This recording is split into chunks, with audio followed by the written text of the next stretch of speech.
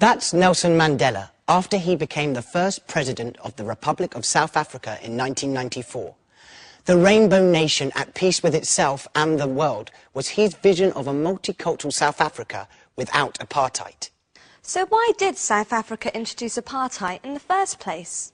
Remember, 90% of the population were black or mixed race, and white people were afraid they would lose their power and their lands to the black majority. So, in 1948, the National Party created a system of apartheid. So what does apartheid mean? Apartheid means separation in Afrikaans. In South Africa, apartheid was the legally enforced separation of people into three groups: white, black and mixed race. So how did apartheid work?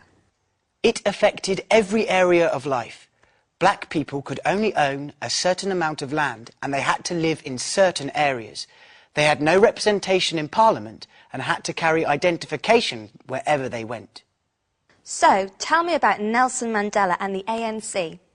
The African National Congress was formed in 1912. It was a non-violent movement formed to get better rights for black people. In the 1950s, the ANC became more radical when younger men such as Nelson Mandela, Walter Sisulu and Oliver Tambo became leaders. In 1960, the government banned the ANC because it was too popular. What happened next? In 1961, Nelson Mandela was arrested and charged with sabotage and treason. At his trial, he said, "I have cherished the ideal of a democratic and free society in which all persons live together in harmony and with equal opportunities." In 1964, he was sentenced to life imprisonment for attempting to overthrow the government. He served 27 years in prison. He has been such an inspiration to so many people and still is. While Mandela was in prison, the most important event was the student riots in Soweto in 1976. The government had passed a law stating that Afrikaans was to be the only official language of education. Why was that a problem? It was a problem because Afrikaans was the language of their oppressors.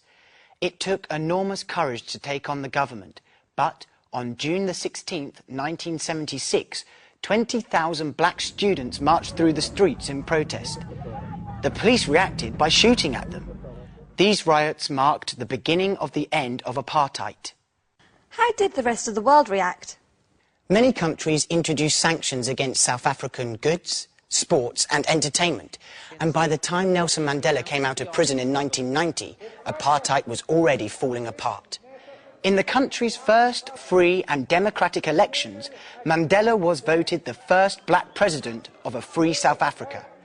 Now the whole country is trying to build a new nation, a rainbow nation, based on justice and equality.